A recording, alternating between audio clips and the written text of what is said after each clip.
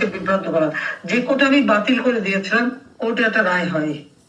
সেই রায় হওয়ার পরপরই সরকারের পক্ষ থেকে আবার উচ্চ আদালতে রিট করে সেই কোটা স্থগিত করে দেয়। 2007-এ ছাত্ররা আন্দোলন শুরু করে। আমরা তো পুলিশ দিয়ে তাদেরকে উৎখাত করে দেয়নি। 2011 জুলাই মাসের 11 তারিখে তো কোটা বন্ধ হয়ে যায়, তখন তো কোটা কোনো ইস্যুই ছিল না। তারপরে তার সঙ্গে আলোচনা করি, সব দাবি মেনে নি। দাবি যখন সব মানা হয়ে গেল, তখন তারা এক দফা দাবি, কেন আমাকে ক্ষমতার থেকে বের করতে হবে।